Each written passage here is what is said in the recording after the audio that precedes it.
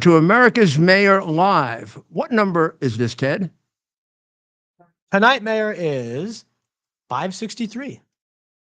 The 563rd edition of America's Mayor Live. 563 straight weeknights. Isn't that amazing?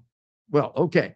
So tonight, we're going to express concern, probably express concern for Ted, who has a fever, and he should go lie down and have Stephen take over. And that's an order. All right. In 2 Okay. seconds. Second, I'm going to express my sympathies to baby Stephanopoulos, baby Stephanopoulos.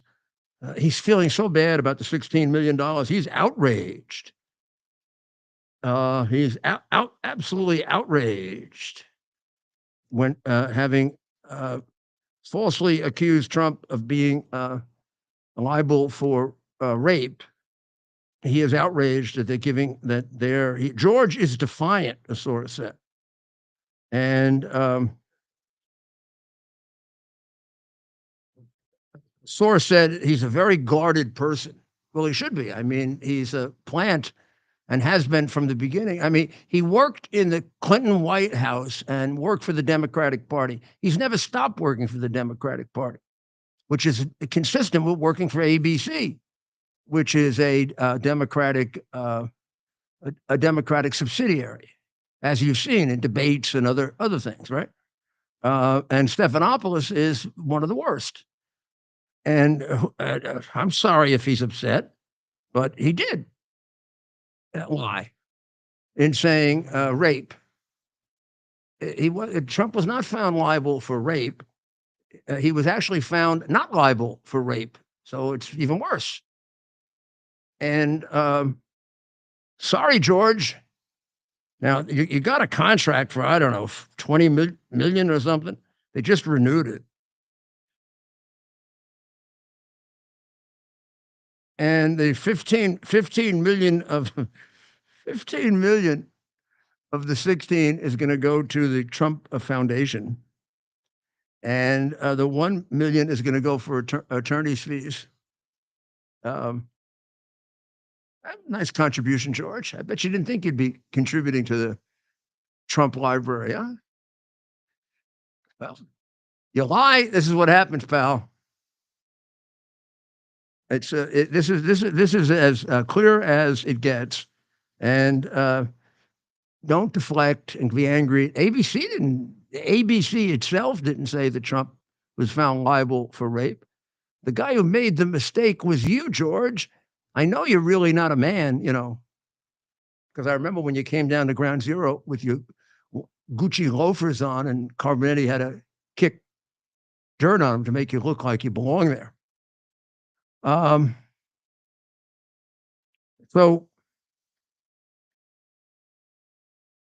I don't know if we have his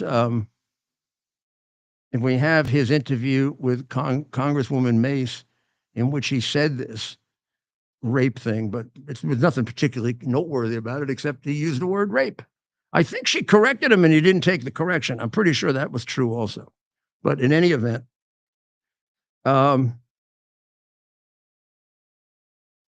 they won't fire him because they're co-conspirators with him. Just like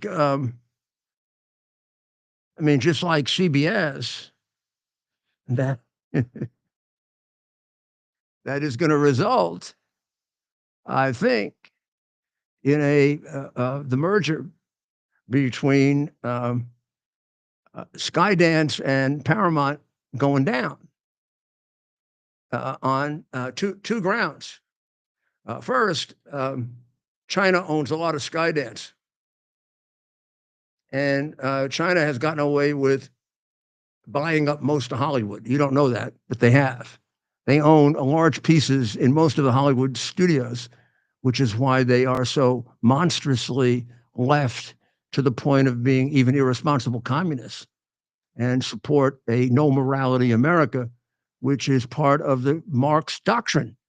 A country without morality is a country that you can control. And I didn't say that. Karl Marx said that. I don't believe that. The people in Hollywood do. uh, it is not surprising that 95% of them supported one candidate who couldn't speak. Well, 2 in a row that couldn't speak. The demented moron that they elected in 2020, and then the word salad idiot who couldn't put an entire thought together. I don't know what they did to her during the debate. They probably transplanted a brain that can only be operating for an hour or two, but she's back doing it again. She's back talking like an idiot again. But all the Hollywood people supported them both. Now, a few of them have left America, they say. I really was disappointed to see 2 of them went to Italy, which is, the country of my background. When they were young and pretty, they probably would have been accepted into the other, kind of like old hags. So I don't think the Italian men will be pinching them and stuff like that, like, stupidly happens when they're young and pretty. Who are the 2 that went there, the 2 hags that went there? We'll have to find out. I remember looking at their pictures, their present pictures. I said, maybe they've had a shot in Italy, 20 years ago, but now. Plus, they both of them, I think, have made their careers by playing hoes.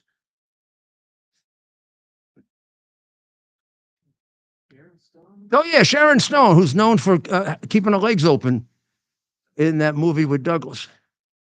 That was her acting. Keep my legs open. And then she played the wife of a mobster in Casino, in which she was a broken down, slutty drunk. And so we're going to take advice from her. Of course, she claims falsely to be a member of Mensa. Mensa is an organization of very high IQ people. Just like Biden, nobody can seem to find her name on the rolls of Mensa. And I've heard her interviewed. This ain't no Mensa.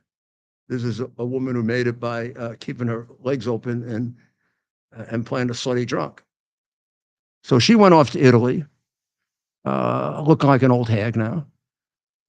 The neck is all like messed up like that. And unlike Pelosi, she obviously didn't do a complete, no original parts on your face anymore.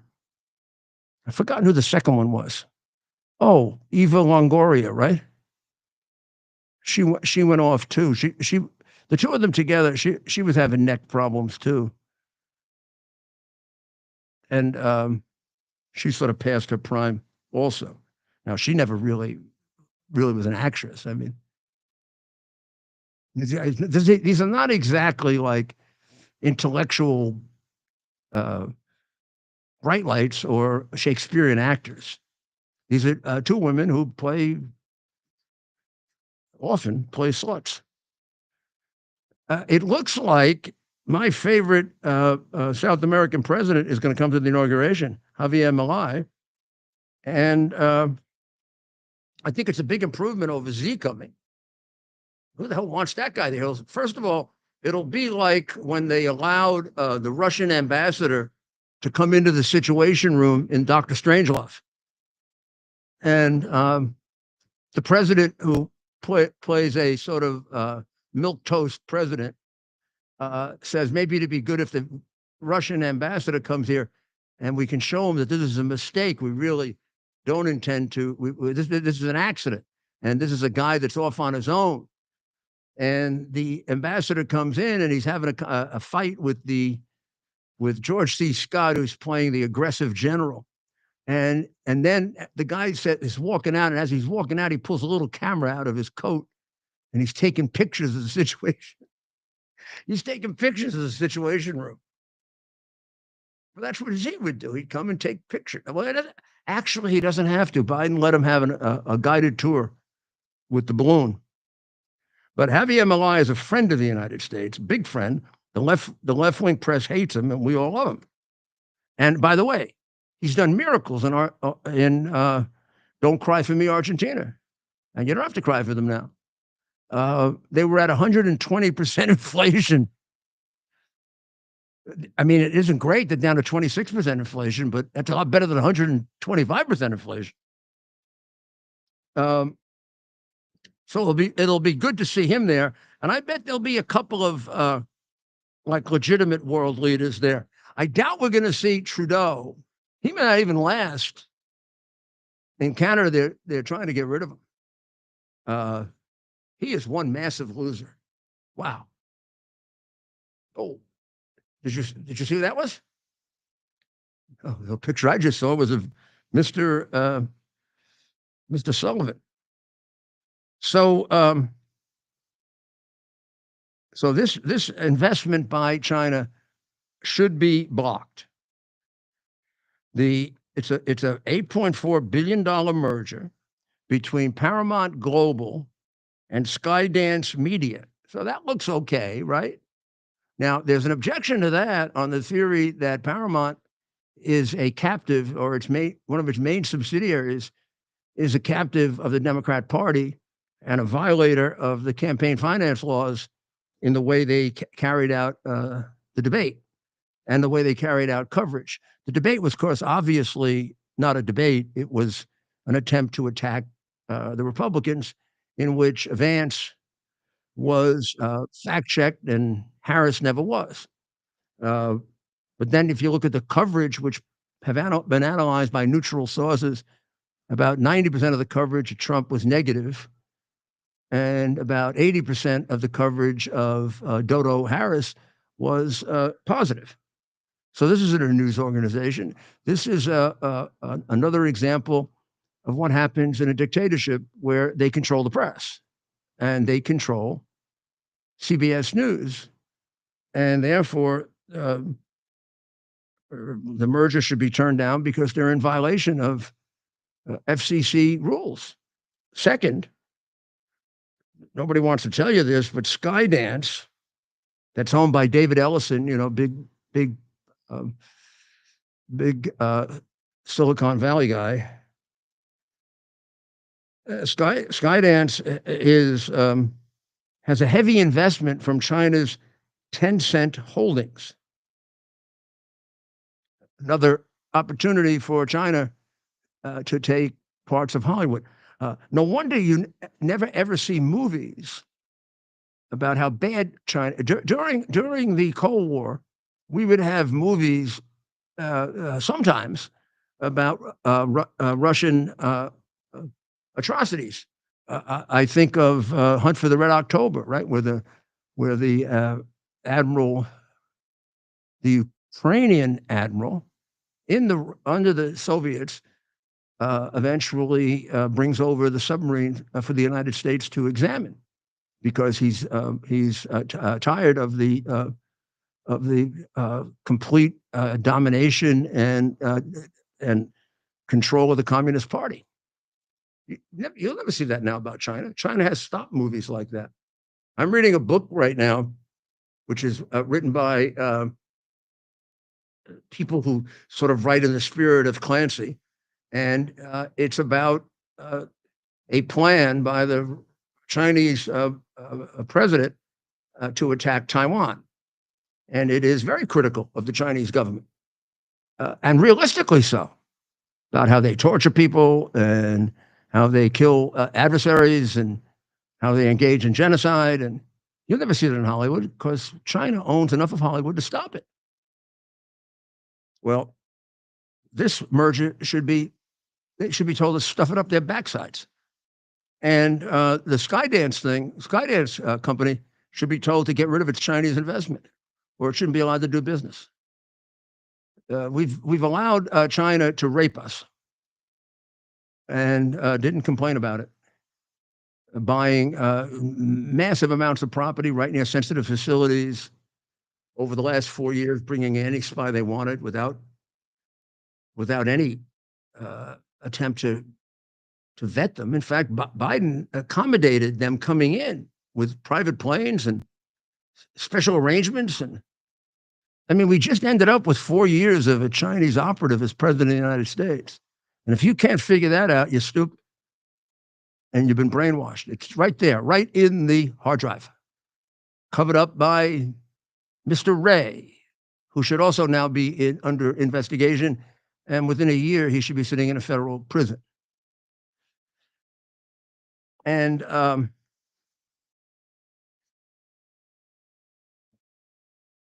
As Daniel McCarthy concludes today in the New York Post, communism didn't win the Cold War, but it's doing surprisingly well in the 21st century, including in America, where it's making major headway.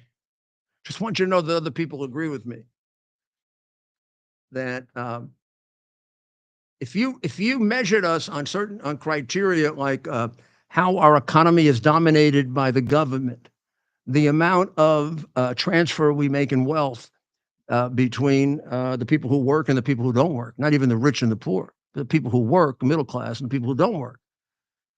If you look at the control that the public school system has over your children, you don't control your children anymore. They do. They're property of the state. When you look at the grooming of these children to be to change their gender and also to be Marxists. When you look at the last vice presidential candidate of the Democrat Party, who was clearly trained by China, and nobody even brought it up in the campaign, including Republicans, except Trump. China has made massive inroads, and communism has. The campuses of the United States, most of them are communist. The professors, for sure, and the students are too stupid to know otherwise. I mean, to the extent you want to interview them, you have a bunch of illiterate morons. They have no idea of history because they're not taught history anymore. When they complain about Israel occupying Gaza, which they do constantly, complaining about Israel occupying Gaza, they obviously never read a history book. Israel stopped occupying Gaza in 2005. They're going to occupy it now. I see Bibi and his ministers have basically said they're going to remain behind in Gaza for quite some time, which they're going to have to. Even when this ends, those people, it's not limited to Hamas. The Palestinians are trained to hate us and to kill us. I said the Palestinians, not Hamas alone. So you got two groups that run the different parts of the Palestinian Authority. One group, Fatah, is a former lethal terrorist group that carried out bombings and airplane hijackings, and their leader, Arafat, killed 27 Americans. He made a sucker out of Bill Clinton, who obviously was distracted with other things, particularly in the Oval Office, it turns out, and basically just did everything Arafat wanted. Meanwhile, Arafat was making his wife wealthy, and they were off. She's off now in the south of France, a multi-billionaire. Meanwhile, the Palestinian people have nothing. Well, his organization, Fatah, turned itself into a basic con job operation, sort of like the Democrat Party. They steal all the money that goes to the Palestinian Authority and make themselves wealthy and rich, and the people get nothing. And when they are offered peace and they're offered everything they want by Clinton, they turn it down because being in a state of friction and war brings a lot more money in. Sound familiar to Ukraine? And then on the other side, you have Hamas, and they're a straight out terrorist group like Fatah used to be. Fatah now is a retired terrorist group that is entirely corrupt, completely corrupt. They're all interested in becoming millionaires and billionaires like Arafat did. They have no concern for the Palestinian people. And Hamas, of course, would sacrifice every single Palestinian. And they do. They put them right up front. I mean, the Israelis are the only ones that care about the Palestinian civilians. So one should recognize that every one of these things that over the last maybe 3-4 years you've awakened in the morning and you say to yourself, how could this happen? How can we have men boxing with women? How could this happen? How can 12 and 13-year-old children be be mutilated without the consent or knowledge of their parents. How could that happen? How could we give away the Bagram Air Base 400 miles from China with not even an explanation? And 400 miles from Iran and 500 miles from the Soviet Union. How could we do that? How could we allow them to tear down all of our heroes? We have them tear down the statue of Jefferson in the New York City Council, but oh gosh, about 250 steps away is a building called the Boss Tweed Courthouse. Well, they don't call it the Boss Tweed Courthouse, but it's a courthouse to the most crooked politician in American history, except for Biden. A great symbol for New York, because under Democrat rule, the rule is they're crooked. The exception is they're not, and there ain't many exceptions. You look at the history of New York City over the last 150 years, New York City was not corrupt, mostly when there was a Republican or independent mayor. Since I was the third Republican mayor in the 20th century, and one of those Republican mayors might as well have been a Democrat because he became a Democrat and he had a very, very crooked administration, John Lindsay. We really had only two, LaGuardia, remember that name, right? And me. You remember that name. The rest of them were either crooks or they closed their eyes to it, like Koch. I know about that because I prosecuted it. And that's why the president should also be extremely careful about pardoning Adams. I understand his sympathy for him in his being singled out. He was, but the homeless and the illegal alien contracts are going to be his downfall. We'll be back very shortly, and I'll explain that to you. Are you ready for some action? I'm ready for action. Get the Elite TV plan only through the portal, 218 channels, and it's only $69.95 a month, Wow. including your free portal. That's cheaper than everyone else. Your favorite sports, movies, news, Wow. even daytime dramas. We're talking about ESPN, OAN, Newsmax, Wow. channels you can't get anymore in certain areas. Compared to the competition, this is a way better deal. Endless selection. Not to mention all the free music channels. There's over 700 premium and classic movies all ready to go. Wow. Plus, they got catch-up TV that allows you to go back and watch what you've missed or want to watch again. Cut your cable in half and get twice as much for free. Way more channels for half the cost. After the first year, the subscription then drops to $57.95 monthly, Wow. where you change or upgrade anytime. Go to QUXNow.com and get yours today. Use promo code RUDY. Act fast. These deals are Well, this is Rudy Giuliani, and I'm back after we're having a very lively discussion with all of my elves, my Christmas elves, who helped put up the Christmas tree. We have to give great credit to Stephen, who decorated, and to Ted, who went and bought it and got it. Maybe he got sick doing that. I don't know, but he's not feeling well. I wish he would go lay down. I should put him on the air, and you would all in unison, it would probably crack our whatever thing we have here where we get your messages. You'd all say, you blame it on me. You'd say, stop being such a dominant boss. Let the poor guy take a little time. I've been begging him. It's not my fault. He's sweating. He's got a fever. We just gave him Tylenol. I'm not going to advertise for him. We just gave him Tylenol. He had Motrin. And we don't have time to I get gave sick. him. I gave him. There, we don't have time to get sick. We got too much. I got to tell you, We got way too much. Stephen, who isn't sick, or me, he has not been a regular user of bioptimizers. He and I are, and we're fine. Now, maybe I'm making a mistake here, and I'm going to be sick tomorrow because he is, but I don't think so. I think this is going to be you're going to see how this bioptimizer works for Stephen and me. And I bet he becomes a convert. So I would go get bioptimizers. They're not even a sponsor on this show. They're a sponsor on my other show, but they're a good, very, very good product. Excellent product. On this show, the sponsor that you got to make sure during the Christmas season, you have taken care of is Tunnel to Tower is T2T.org. You got to send your $11 in per month. All you got to do is go T2T.org and send it in. We actually were talking to QUX today. They're another sponsor, and we're on QUX right now, live.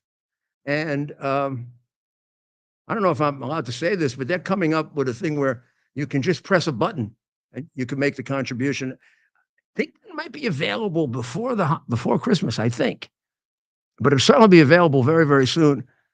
Not only would you be able to press a button and contribute your $11 to T2T, you'd be able to, buy any of the products and not have to go through, some separate, because sometimes these things, people find them hard to do, and you don't want to put a barrier in the way of a charitable contribution. The killing in Moscow of Igor Kirillov, they arrested somebody today who comes from the southern, that southern Muslim part of Russia, and they say he was put up to doing it by the Ukrainian government. Well, there's not much mystery to it. Ukraine has taken credit for it. Now, let me tell you about Igor Kirillov before you start having tears for him. He has already been designated many times over as not only a communist but a war criminal. He was, before he was done away with, the head of the Russian armed forces radiological, chemical, and biological defense troops. And he was engaged in the use of chemical warfare agents, which is the reason I think he was singled out, because of the killings that he did that way. And he also has a history going back, over the years of using chemical weapons to kill people, torturing people. He is designated he had been previously designated as a terrorist. He's being investigated for war crimes, and that is for the use of chemical weapons. There have been over 4,800 cases of the Russian use of chemical weapons. I remember when that was something that was always like a big deal, when you use chemical weapons. Remember Obama drew a red line with Assad, that if you use chemical weapons, I'll end it. And he did it 12 times and he never did. And that allowed Russia to come in, and Obama brought Russia back to the Middle East. No idea what a bad president he was, to the point of being a criminal. I have no hesitation to tell you he's a criminal. I have no hesitation because he gave billions of dollars to a terrorist network. I don't think that's official action or immune. Well, I'll be willing to test it with an indictment. Yeah. Let's show the shooting of. This is how they do a hit in Moscow.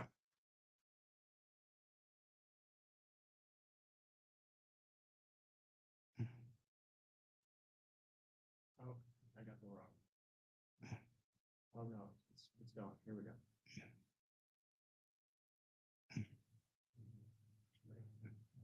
Let's see.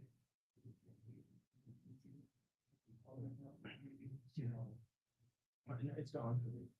It's like a slow. I'm playing this actually instead of just Go back to the screen. I know. But I'm winding that on. Is the volume up? Volume's up. Volume up. Restart it. The volume. Well, let's show them. Let's just show. Of the operation shows the moment just before the explosion that killed Lieutenant General Igor Kirillov in Moscow Tuesday. Let's show the picture on there. A few seconds. That'll give you an idea. This is almost the, let me see.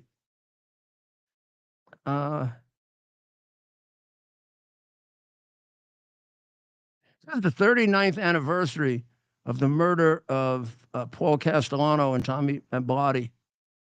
But I think it was on the 16th, not the 18th. We're going to check that out.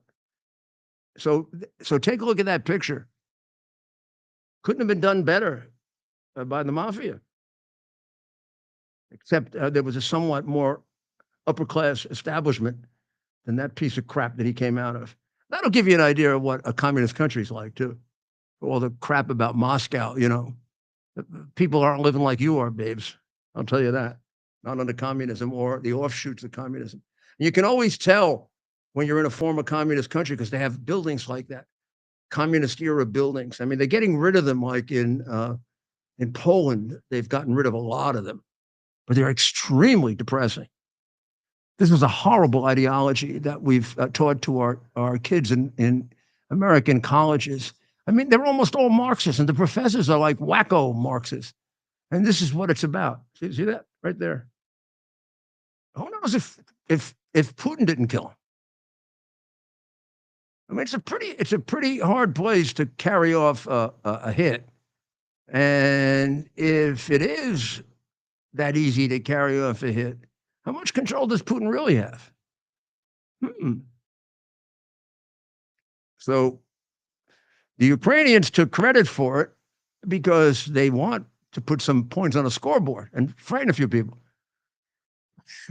or show people that they are capable because they need the money, not just for the war, but to, you know, keep the oligarchs happy. So I'm 80% sure this was Ukrainian, but I'd save a little of that for not being shocked if it's more complicated than that. So I don't really even want to go back to the whole issue of drones, but the mayor of Belleville, Mayor Michael Mellon, has raised the issue that, and this has been raised by many others. I'm just using him as a way to raise the issue that these drones might be looking for radioactive material that escaped or was left behind, or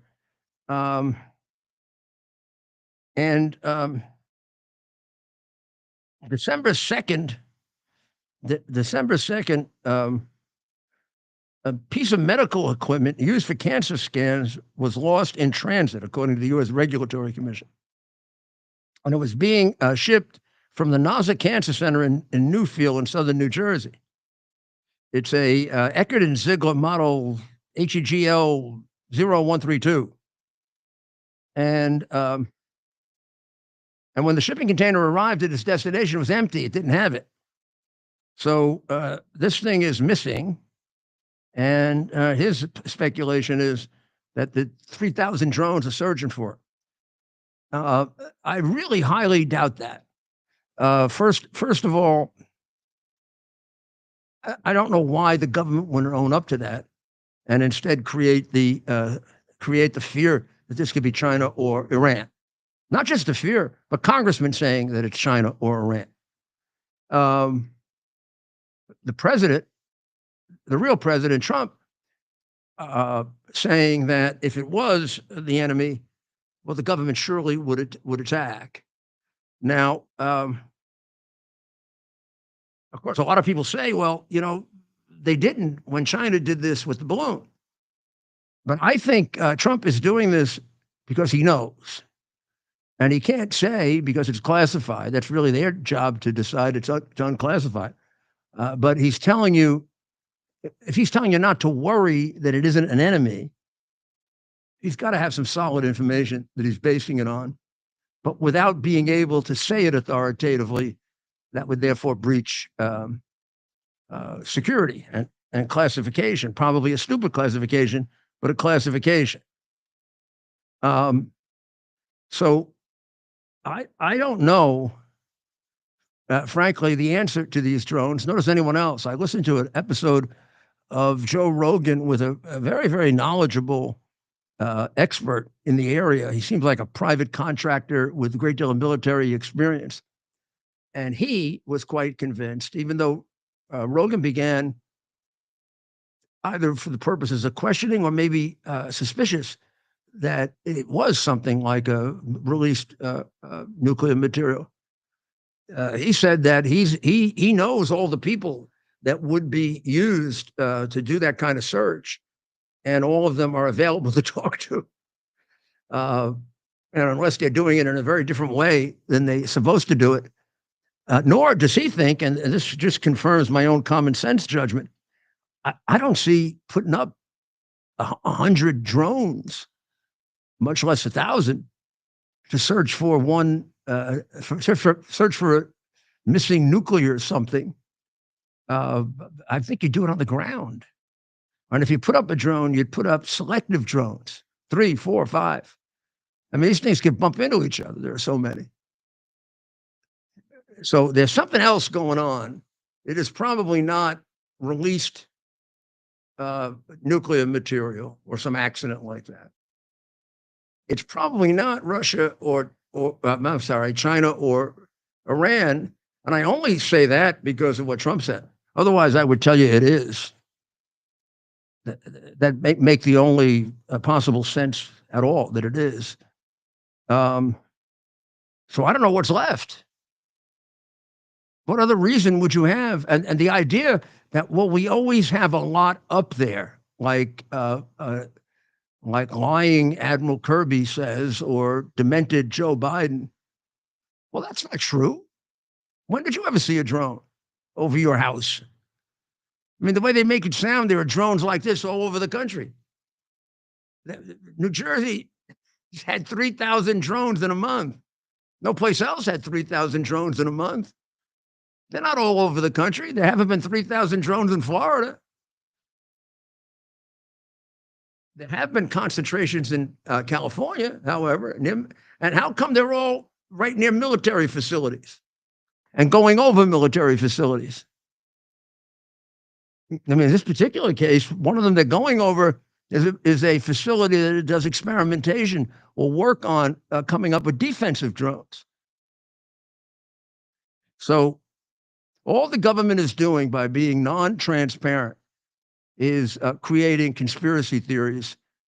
And you can't really reject them because they don't give you any information on which to reject them. And this government has run out of, trust us. Every time we trust us, people get killed. Trust them, a lot of people get killed. Yeah, that's what they told. That's what they told the people of Ukraine. Look how many are dead. I mean, that's what they told the people in Afghanistan. Look how many people are dead. That's what they told the American people about the border. Look how many people are dead from fentanyl. Look how much child trafficking there is. What we have. It's now up to maybe 400,000 missing children. They can't figure out where these kids are. How many of them are being used in the most extensive child trafficking ring in the world? Here in the United States, are they proud of that? That didn't happen because the child traffickers made some major change in their strategy. It happened because they opened the border without the slightest bit of control in a totally ridiculously irresponsible action that can only be guided by some crazy Marxist idea of destroying the United States. No country would have just completely open borders at a time of such hostility in the world.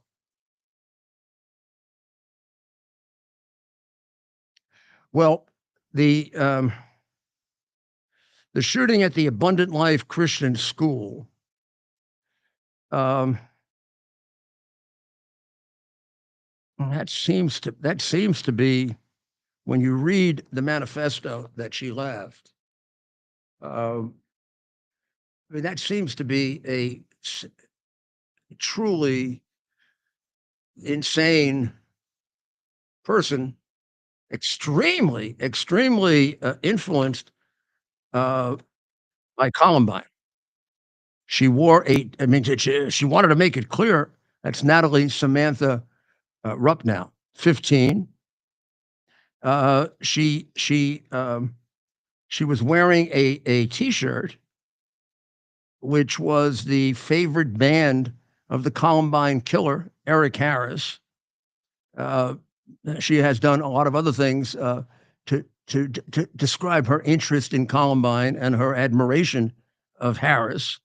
She also had admiration for several mass murderers in Russia and aware of them, ones that you probably aren't aware of. She ended up killing two people, one student, one teacher. She wounded 6. She wrote things like no pity for the majority. She said that her father, I don't know what exactly he did. He paid no attention to her. He kept getting divorced. He was stupid because he took it for using guns. That she was able to get the guns by using lying and subterfuge and a stupid father. Although the police are still saying they're trying to figure out her exact motives, if in fact the thing that's been available as the manuscript, it's going to be. It isn't. It's not. It's a whole. It's a whole group of admiration for these mass killers, wanting to be recognized in an absolutely pathological way. It could be bullying, although she mentions bullying as a generic term. She doesn't. I don't see any examples of her being beaten or. So you got to be careful before you start blaming, the kids in the school for what she did. The descriptions of bullying don't carry the day in like proving it. If you read the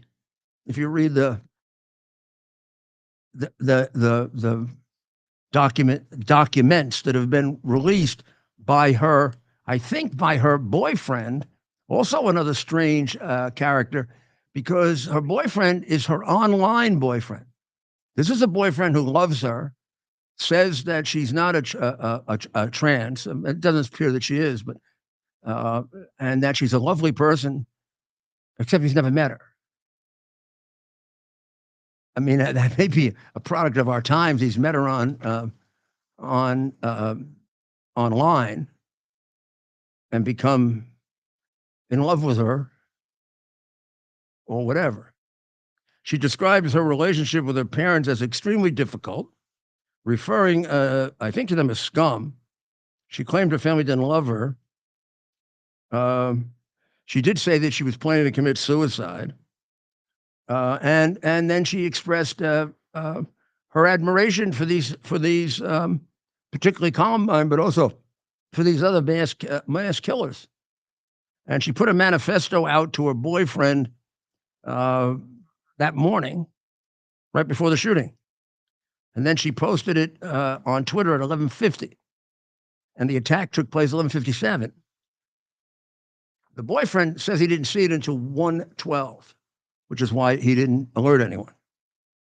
And you can get it online, and you can see the population of scum has been worked over the years, as it did during the wars.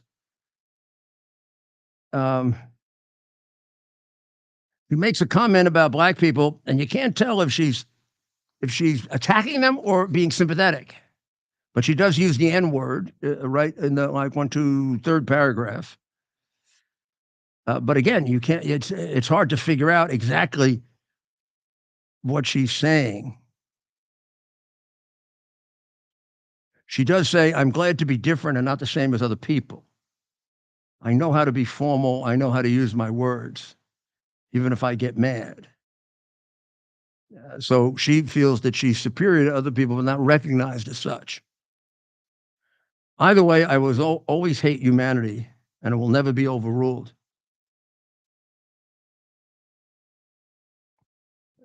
knowing how this world is and how everyone is scum of filth. Nobody will ever overrule me, and all everyone will be is some worthless thing. I mean, it's silly to read from this. I mean, it's not going to give you, it's not going to give you a motive. It's going to give you a number of motives in what is, without any doubt, an extraordinarily disturbed mind.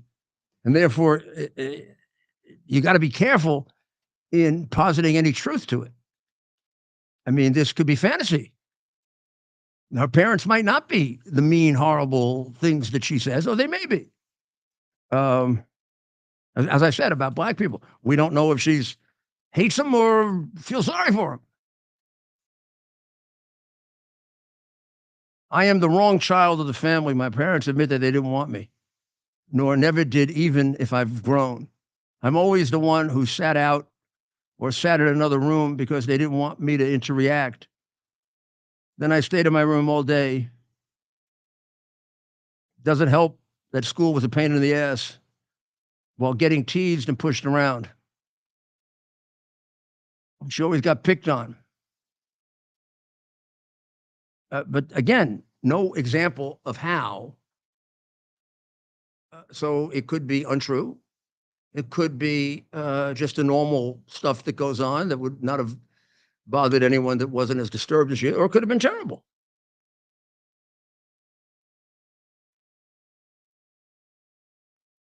And then she goes on and says that she's going to, she's going to kill, they're going to kill people. No particular, no particular person in mind.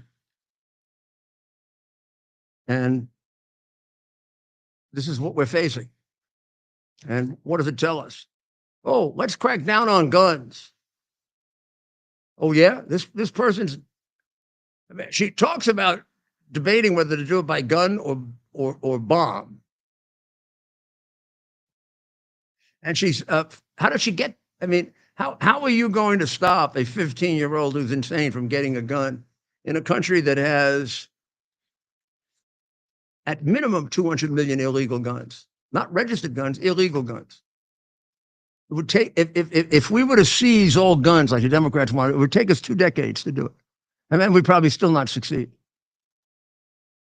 If you really know law enforcement at all, you know that the banning of guns will not stop a single individual who wants to act in an illegal way, including this girl who tells you, I just used a lot of conniving and got the guns.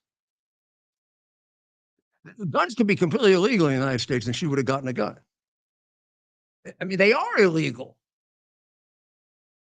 I mean, you could say the problem is not the laws. She violated about 6 laws that aren't enforced. The real problem is we don't know what the hell we're doing with mental illness. Do we? And then we have the liberals who are mentally ill themselves, who made us put them all out on the street. And it's so hard to get anybody committed. They got to kill somebody first. And in New York, Bragg will put them out if they do that because he wants them to kill more white people. Only once he prosecutes the people like Daniel Penny who try to save people. Of course, he's white. I mean, this dramatically tells you, if you read this, we got a problem with how we deal with mental illness in this country. And we're getting a lot of people killed for failure to do it. And we're misleading a lot of people with all that garbage about gun control. Unless you believe that Alex Baldwin's trigger went off because the wind pushed it and not him, as that lying bastard says. I mean, I actually had some degree of sympathy for him when it happened, thinking it was an accident. Now he says he didn't pull the trigger, and I just say he's a lying piece of crap. You didn't pull the trigger, jerk off? Yeah, right. The wind did it. And that poor girl is in jail who left the bullet in there. And you're the one who pulled it, and you're running around to different countries, shooting your mouth off about Trump. Well, the guy, the guy who shot Brian Thompson and killed him, we believe, Luigi Mangione, was finally indicted. Not finally, he was indicted pretty quickly, including first-degree murder by Bragg, which doesn't give us much hope that it can be handled professionally. And he's waived extradition, and he's coming to New York. Now, that one has resulted in all kinds of sympathy for this another murderer, cold-blooded murder. And the left wing is going, batsy over him, including AOC. And to some, he's like a hero because he stood up to the insurance companies. The insurance companies are denying too many claims. Now,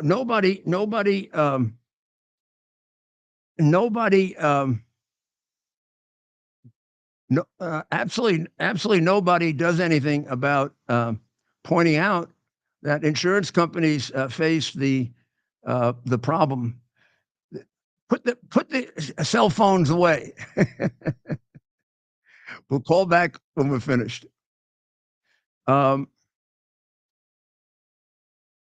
So there is an excellent article today by Betsy McCoy, who was the former lieutenant governor of New York and an expert on Obamacare. In fact, she became known for an original analysis of Obamacare before it was ever passed and the damage it would do. And she says that the reason for the denial of claims has everything to do with the Affordable Care Act. Before the Affordable Care Act, only 1.5% of claims were denied. Since the Affordable Care Act, 15% of claims are denied. That's a big, big difference. And the reason that is because of all of the guidelines that have been put into place, which overregulate everything, including the administration of care. So care is administered, and there have been a number of very, very good articles on this in scholarly publications that you should read because it does have to do with your health, that we no longer have doctors. We have computers that decide how we're treated. And because guidelines are set as to what the doctor must do if you're going to get coverage in detail. So think about this. People are all different. And even if it's a rather common illness, probably it'll manifest itself differently for you than for me. And there is no set of guidelines that just automatically fit. And if they do, 90% of the time, you're not going to be treating it properly. And then these enormously strict rules that come from the government about coverage lead to the denial of coverage because it's put into a regulatory box that's much too rigid.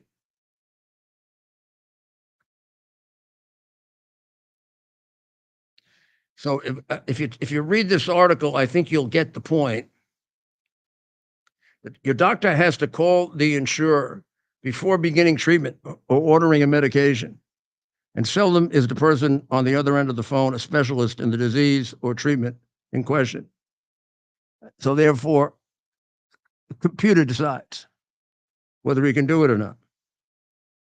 And then it gives an example of a patient who died because the doctor was seeking a particular drug combination and couldn't get permission for it.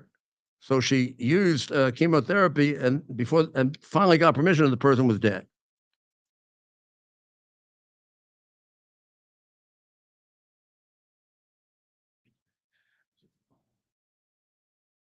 So yes, there is a problem.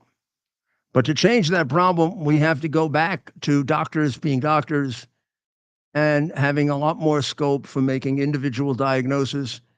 And we have to stop putting medicine into an unrealistic regulatory framework in which there's no room for differences between people.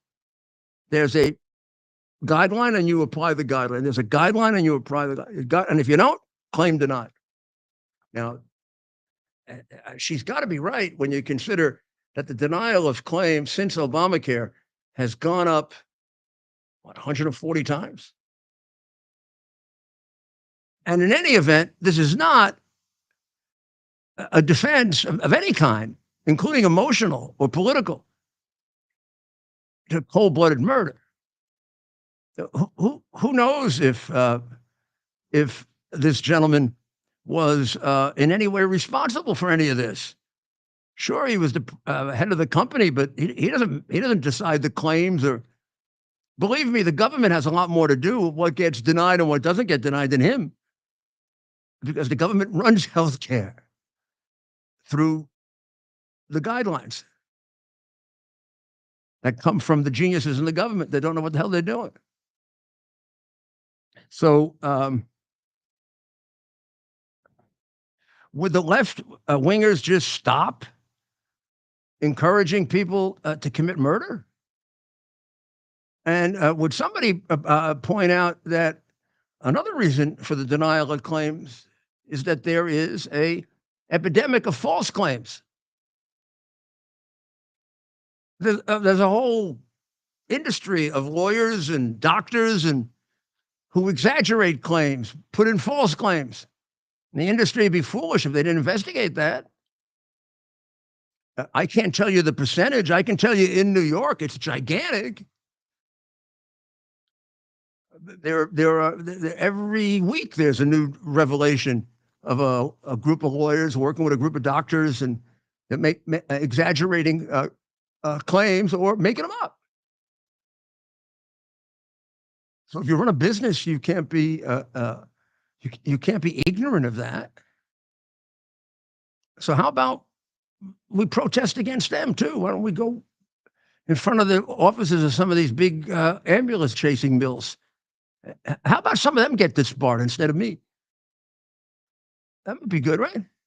You think maybe the New York Bar Association would have been better spending its time going after some of those guys than going after me? They suspended me without even a hearing. So what good did the hearing do? I mean, I was suspended for 2 years before I got a hearing. And then the hearing was a complete fix job. Well, the Fed has lowered interest rates, 0.25, a quarter of a percent. Didn't have the big impact that the original two reductions had. It did make the point, and it was kind of ambiguous, but it had an effect on the market, which went down, that it's not going to reduce as much next year. Although it did say there'd be about two reductions next year. So I don't know exactly why the market reacted the way it did, and then it sort of straightened itself out. I mean, so much more is going to have to do with Trump's handling of the economy and the way in which he shows us how he's going to use the tariffs. I mean, they're all of the free traders who've gotten us into this terrible trouble in the first place are saying that the tariffs will make everything more expensive, make everything. Well, we had him for president for 4 years, and he negotiated the biggest trade agreements that we have, and all we had was no inflation, just about, more jobs than ever before, more people working. I don't have a lot more confidence in him somehow than the pinheads. So I don't know if I do as much predicting based on prior models as they're doing. And it looks like he's put together a pretty good team on the economy, a really good team on the economy. And by the way, he's a pretty good team on the economy. The government shutdown package is a disaster, of course. It's extortion by the Democrats of all of their crooked spending. But I guess at this point, if you were going to make a stand against this, should have been done a year ago. And let them close the government. I don't think. I mean, every time the government's been closed, I haven't seen any difference. I never worked for the government when it was closed, but I was Trump's lawyer when it was closed. I got a lot more time with him when the government was closed, and nothing seemed very different, which indicates to you that a large percentage of these people working for the government don't do shit. Now, you know that. And that has to be turned into a fair and but very detailed and disciplined pursuit of where they're not doing shit. Now, I did that in New York City, and I turned deficits into surpluses in a place that nobody thought it could be done. I know I get credit for reducing crime and welfare, but I also turned the budget around. Well, first thing I did was I read it. You think any of those bozos read the budget? None of my predecessors read the budget. They'd get up, they'd read something for about 4 minutes, and then the head of OMB would brief on the budget. I had the head of OMB answer questions later. I briefed on the budget because I felt that it was the most important thing that a chief executive does. The decisions I make about where the money goes will further my policies or destroy them. And Trump is very much the same. So you can't use predictions of our economy that are based on having a useless president and a bunch of pinhead bureaucrats deciding things, which is what we've had for the last 4 years, or during most of the time we've had Republican or Democrat presidents, with the exception of Reagan. So the government shutdown package, although I would generally go nuts over it because it looks to me like there's a lot of corruption in it and really out of control spending. I just think let's just get ourselves to March, and we're not going to win this battle anyway. So let's, and it wouldn't be a good idea if we shut the darn thing down right during the transition or with everything else going on right now. Israel has announced, I may have said this before, Israel has announced, and it makes me feel a lot better, that they intend to keep a very large contingent in a security area, wide swath of Gaza after the war is over, until they can be secure that they're not going to be attacked again. And they're going to do the same thing in the border between Israel and Lebanon and Israel and Syria, which should have been done by the UN, 12 years ago. Well, they're doing it for themselves now. And the new dictator of Syria, who likes to claim that he's different, he's changed his name. He's had so many names, I can't exactly. I got to go figure out what his name is now. But he got himself all worked up that Israel is attacking Syria. Now, the only reason he's in charge is because Israel attacked Syria. Sitting around for a long time, unable to overthrow Assad, right? So what was the factor that got him to be able to do it? Him? His great army? His great army, Trump wiped out in about 5 weeks. They're not such a great army, right? So he is now saying Israel shouldn't be attacking Syria anymore, now that he is in charge. Well, first of all, he's a certified terrorist. Part of the group that bombed the Twin Towers, called Al Qaeda. He's been a terrorist all his life, and he's murdered more people than you can think of. About 3 or 4 years ago, he said he changed, and his group changed, and they split with Al Qaeda, and they were going to be more peaceful, not terrorists. He certainly accepted the help of Israel to do the dirty work for him, which was to basically devastate Syria because of the presence of Hezbollah. And with a weakened Syria, unable to really deal with Israel, and they never have been, he was able to very easily take over eventually Damascus and therefore kick out Assad. Now, is he an improvement over Assad? I don't know.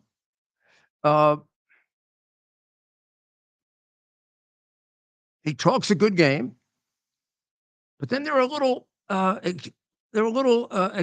things that will worry you, like his attacking Israel now.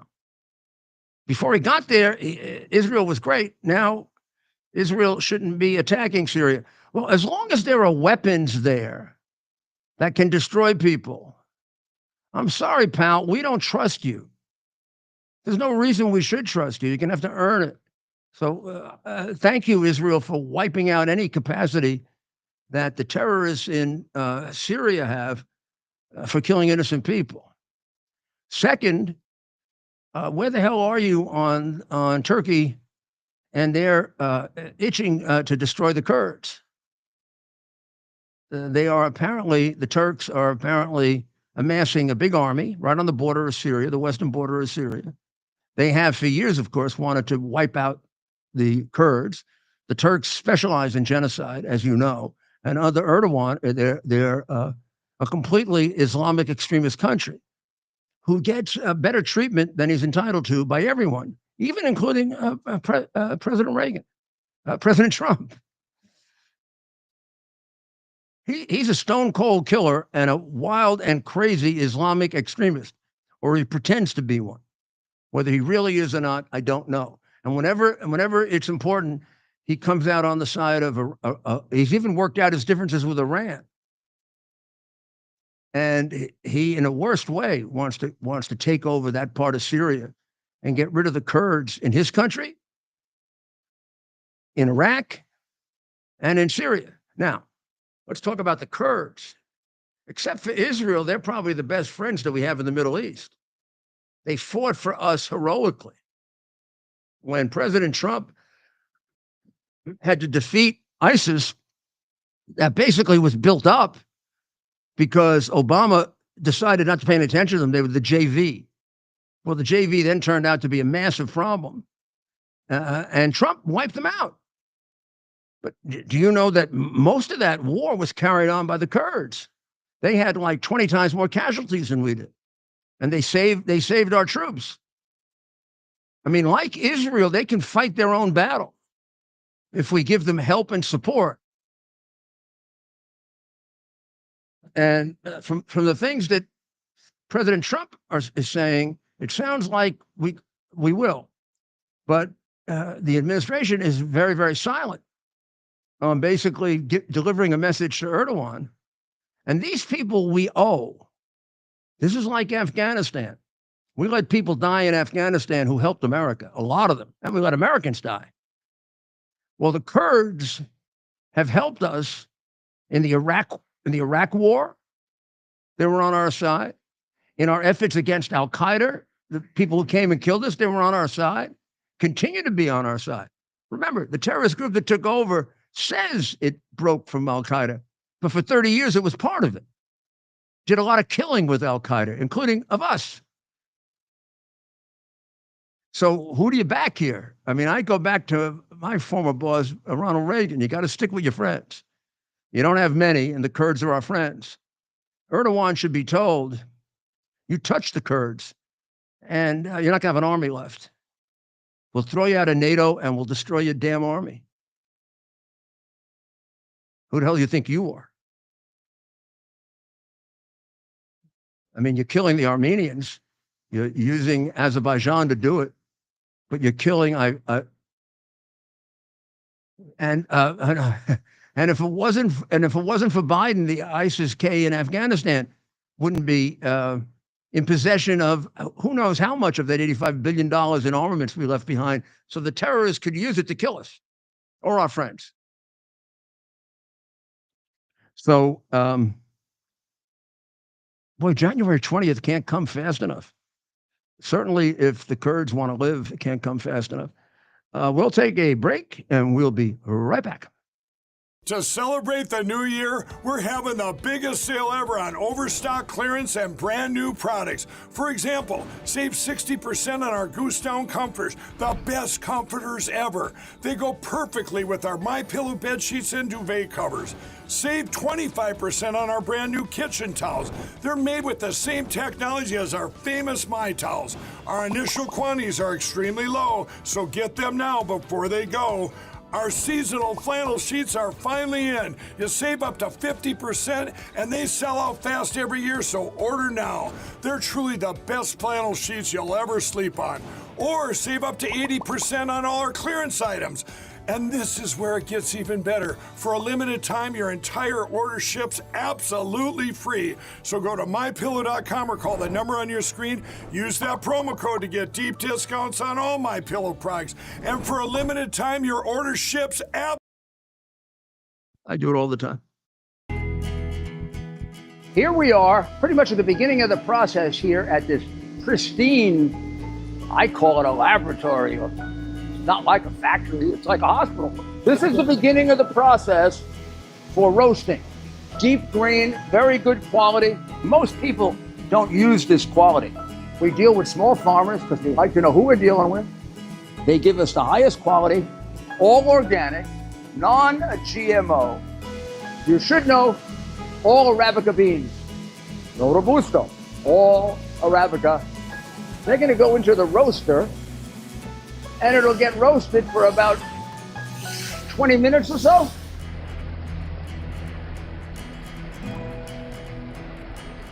Oh my goodness, look at these. My goodness.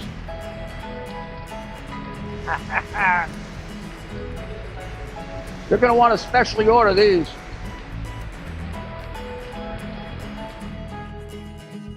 This is what goes into Rudy's coffee. And we're back. Here we are. I was listening to a song we're going to play at the very end shortly. Those planes, by the way, are due to the fact that the next president of the United States is at Mar-a-Lago tonight. So I know he's at Mar-a-Lago independently, but if I didn't, I would know he was at Mar-a-Lago from the planes. There is a little bit of an exception to that. It could be the weather too. So the route they're flying is not the normal route. It usually flies over Mar-a-Lago. And it's one of the reasons that Trump, way back, got it for a bargain. And same thing with the golf course. But when he became president, the Secret Service required them to readjust the routes when he's there. I guess they don't care if they bomb it when he's not there. I don't know. But they readjust the routes when he's there. They also readjust the routes, based on weather. If that pattern is foggier, windier, rainier than this pattern. And this became a real source of anger for the people of Palm Beach when he became president, that all of a sudden the planes are going to fly over their houses. He's here a lot as his getaway White House. And but then when he did the tax reduction, they all loved him because they care about money more than anything else. That's why they love me so much. So again, let's keep an eye on Turkey, please. And let's not let them mess around with our friends. We let them mess around with our friends, we're not going to have any friends anymore. And it's going to be a very, very difficult situation with China, Russia, North Korea, Iran, Venezuela. Syria's out of the picture now. Syria was part of that axis, and not as critical a part as some of the others, but really critical for the delivery of armaments to Hezbollah. That's where they came across Syria. So in addition to decimating the leadership of Hezbollah and wiping out a good deal of its membership, I'm talking about Hezbollah, not Hamas. Hamas is in Gaza. Hamas, they've probably done away with half of them, maybe 3/4 of them, and their entire leadership. Hezbollah, the damages have been less, but they've been quite significant. They've been of the high leadership. Hezbollah has basically withdrawn from the border area of Israel. So Israel's now taken it over. And now with the change in Syria, Hezbollah is not going to be able to be supplied unless the rebels are not what they say they are. And this complaint about Israel taking out the heavy armaments in Syria starts to make me wonder And plus, they are Islamic extremists, and they are in favor of an Islamic republic. Now, is that going to change? Because if that doesn't change, then you got a real problem for the Christians and the Christians. Yes, Assad killed some of them, but it wasn't a main mission of his to kill other religions. It was a main mission of his to control and steal money. This group, the Christians fear more, because this is a group that is extremist Muslim that is dedicated to the killing of Christians. And the fact that they haven't changed this thing about being an Islamic state ruled by Sharia law, I mean, that would be extraordinarily troublesome. And they are significantly weak enough so we don't have to let them get a foothold. Not that we would go to war, but there are a lot of other ways to deal with them, particularly in the fragile state that they're in. And so you have got to be very careful in listening to them and picking up where they're going to go, and not commit yourself either way yet. I do not think we should say we reject everything they're saying because of their history. I do say we shouldn't accept anything they say because of their history. Does that make sense?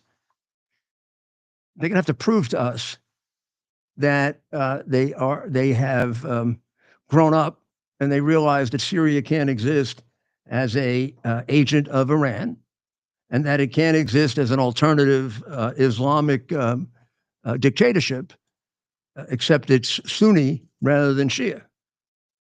And that's not going to work either. And they're going to have to accept the existence of the state of Israel and of the Kurds. And then there are a whole other groups of minorities in that western area of Syria that are in equal peril based on the Turks. But the group they want to eliminate, like they want to eliminate the Armenians, because they're Christian. Please understand this. This is not anything other than Muslim extremism on the part of Erdogan and the Turks. The Turks did the Armenian genocide when they were a very dedicated Muslim country. It didn't happen under Ataturk, who tried to make them secular. And then Erdogan has every year, now it seems endlessly, changed that to the point where they now should be regarded as an Islamic extremist country. And although they're in NATO, we should not be fooled by that. They're not on our side. Not as long as he's there. Are there forces in Turkey that would like to go back to what it was like under Ataturk rather than under this dictator? Yeah, of course. When we had a CIA, if we ever did, we could do something about it. Now it would be fool's errand until all that is straightened out. Just think of how often in the last 30 years the CIA has been wrong. In fact, tell me when they were right. I don't know. Go back to the Bay of Pigs, right? I mean, there's all that suspicion that they got Kennedy killed because he kicked them all out after the Bay of Pigs, because they completely misled him. I don't think that. I mean, I think that's one of 5 theories you could put on a board and you can debate. The best book to read on that is O'Reilly's book about the assassination of Kennedy. It's not by any means the most scholarly. It's not the most inclusive. But what it does do is it gives you all the alternative responsible conspiracy theories, of which there are about 4 or 5. And it evaluates them. And it lets you decide. But it'll give you a lot of information about it and open your eyes to a lot of things that you might not have. And because it isn't because it isn't tied into one theory, it doesn't interpret the facts to fit that theory. Very, very, very often, scholars who are not the most disciplined, and I'm talking about them in general, they're not the most disciplined, they'll be pushed a lot by their ideology to see the world through that ideology. The world's more complicated than that. And if you want to keep the world safe, you got to be more disciplined than to just fall prey to that. So let's see. I did want to talk for a moment about a very, very sad situation. Now, it is about football, so don't get all upset. So I'm exaggerating when I say it's a very sad situation, but for me it is. I am, as I think most of you know, an out of control, crazy New York Yankee fan. Once known as the number one Yankee fan. Whether I'm the number one or not, I don't know. There are a lot of crazy Yankee fans. But it'd be hard to find one that's bigger Yankee fan than I am. I've been a Yankee fan since before I could talk. My father brainwashed me, and I had no choice. Nor did my son Andrew. I told my children, you can be politically whatever you want to be. You make up your own minds. I want you to be free individuals. But if you don't root for the Yankees, don't come and talk to me. And even my daughter roots for the Yankees. She doesn't agree with me politically, but she roots for the Yankees. Andrew agrees with me politically, and he roots for the Yankees. But we also have an equal, and he does actually even a stronger affinity with the Giants, the New York Football Giants, because several summers he went in, volunteered or worked, as a guy bringing out the water, and got to know people like Lawrence Taylor. And he's a real big Giant fan. Of course, he played football. He was an excellent kicker. In fact, he held the record in New Jersey for a while. But in any event, this upcoming Saturday, is the 66th anniversary of the 1958 NFL football game between the New York Football Giants and the Baltimore Colts, and it's known as the greatest game ever played. Now, why is it the greatest game ever played? I don't know that it's the greatest game ever played, but it's the one that really sort of made professional football a television sport. And actually, the only video of it is pretty complete, but incomplete. And it comes off somebody having done their own video of it from the television. And they've done a lot to improve it. And I've watched it a number of times. And you do get the gist of the game, but you do miss things also. This is a game that ended up tied. I don't know if there had been NFL playoff games that were tied before. I'm not aware of that. There hadn't been one in a very long time. And it was just when they were on national television. The Giants had won the championship 2 years earlier, almost by a shutout, like 56-7 against the Chicago Bears. So this was an excellent team, Giant team. And the Colts were the Colts of Johnny Unitas, who, until recent quarterbacks, was the greatest quarterback of all time. And the Giants were the best defense in football at the time. It's before Lombardi went to the Packers. He was with the Giants then. And if you think of the coaching staff, it's an all-world coaching staff. The two assistant coaches were Tom Landry, who later went on to make Dallas a superpower, and Vince Lombardi, who went on to make the Packers a superpower. And the Giant coach himself, Jim Lee Howell, was a brilliant coach. They had a great young player named Frank Gifford, who you'll probably remember. They had a great quarterback named, let me see if I can remember his name now, Charlie Connolly. And they had a terrific fullback named Alex Webster, who later became a coach of the Giants. And they were supposed to beat the Colts. But the Colts stayed with them the entire game at Yankee Stadium. It was snow, in various places on the field.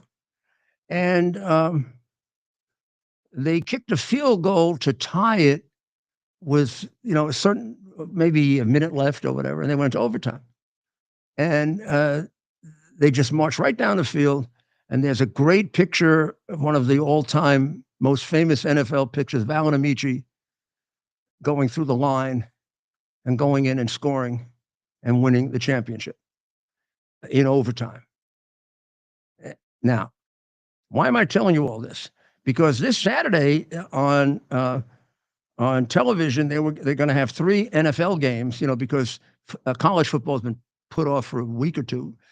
And they were going to have this one as the featured game. The Baltimore Colts and the Giants are playing on exactly the anniversary of the greatest game ever played. The Giants are so bad, 2-12, I think. They decided to take it off. They're going to play on Sunday just as another team because nobody's going to watch it. And the Colts, by losing last week, lost any possibility of going into the playoffs. So they're not really that bad, but they're meaningless now. I'm not sure I disagree with it. I don't know how I feel about it. Oh, and by the way, the Giants have a winless record at home. This will be the second time ever in their history that they had a winless record at home. And they'll be the first team in NFL history to go 0-9 at home. And this is, one of the best teams in football just a little while ago. Maybe they didn't appreciate what they had, huh? What they never did, even with Eli Manning. They never really put together the offensive line that they needed. Eli Manning, I maintain, would be almost as good a quarterback as his brother had he been protected. Remember, it's Eli Manning and the Giants who broke up the Patriots' winning season, the season in which they won every game. And the Giants did it as the team that went into the playoffs with the worst record, except playing the best football. And what happened to Brady with the Giants was he found out they do things like sacking quarterbacks, because the Patriots under Belichick, who was a Giant coach and won 2 championships with the Giants, Belichick put together a great offensive line for Brady. And one of the reasons that Brady was so effective, of course, he was a great quarterback, but he would go 2-3 weeks and never get sacked. Eli Manning would get sacked in one game more than Brady got sacked all season. So the one advantage of that was Belichick couldn't use sacking Manning as a way of terrorizing him. He was used to it. Whereas the Giants, on one of the first plays of the game, made sure they sacked Manning. Brady. And then in the second game they played, when they beat the Patriots again, on the second play of the game, the Giants sacked Brady in the end zone. And he was thinking about that for the entire game. And then they sacked him again in the second to last play of the game. This is how good they were. And of course, they had the greatest defensive player in the history of football, Lawrence Taylor, who changed football. And here we are, a pathetic team. And the Jets are only a teeny bit better. So I think they made the right decision, because the Giant team today wouldn't be worthy of, holding up that standard, because the team that got defeated was obviously one of the 2 best teams in football, and at least going into the game was considered the best team in football, and had won a prior championship just 2 years earlier. So even though they lost, it was a very, very high quality team that made it the greatest game ever played because it was so highly contested. Now you'd have to bring in a high school team. I'm sorry. I mean, I love the Giants, but what are you going to do? Their management, obviously, and I was going to tell you, their management never invested in an offensive line that could protect Manning the way they did with Phil Simms. They had a great offensive line during those years. So Manning's achievements were very much on his own. The Guild Goal killer, who we spent a lot of time this summer analyzing and has now been indicted for another murder. He's the guy that killed all those. Well, I mean, he's innocent until proven guilty, but he's been sitting in jail since then He killed all those women and buried them at Gilgo Beach, which is out on Long Island. And they're all within, well, most of them are buried within a mile of each other. And about 2 miles, and really, as the crow flies, about 2 miles from his house. As the crow flies, because you have to go over a bridge to get there. And he had been doing it, pretty regularly. There were tremendous clues that catch him, including the fact that he stands out. He's like he's a 6'7", 6'8", freaky looking guy. And he was described as a freaky looking guy. And they knew he was on the Long Island Railroad. I maintained that all you had to do is go walk around the Long Island Railroad station and wait for him to show up. And there's the guy right there. Exactly why it was covered up for so long is another interesting example of the corruption of Democrat, in this case, Democrat county politics. Well, we'll have to see what happens. I mean, it's amazing how he hasn't been brought to trial yet. But maybe tomorrow night we'll review with you, some of that, because it's a very interesting case. And even before he was arrested, it was the subject of many, many documentaries, because these bodies were found, a decade ago. And then he was finally caught. And the point that I'm making is, when they found the bodies and did the original investigation, there was more than enough evidence to catch him. And they never acted on it until there was a Republican DA who cared about things like murder. So we're going to end by saying that we all should be dedicated to making sure that the Ashley Babbitt murderer is brought to justice, that those who covered it up, like Cheney, are held to account, that she's held to account if, in fact, she did suborn perjury against President Trump. Also, in a minor way against me, but it never really registered much. Nobody really, I think, believed it. And mostly, let's pray that January 20th gets here real fast before Biden destroys even more of America, gets us into another war, gets into a deeper war. And you get ready for Christmas now. You should have that Christmas shopping done by now. You make better decisions when you have a little time to make it, not the last minute Christmas shopping. Now, I'm someone who I do both. I do early Christmas shopping and I do last minute Christmas. I did a lot of it already. Let's see what we got here. This is the relaxing Christmas garden. We're going to have to go back here to, let's get rid of this.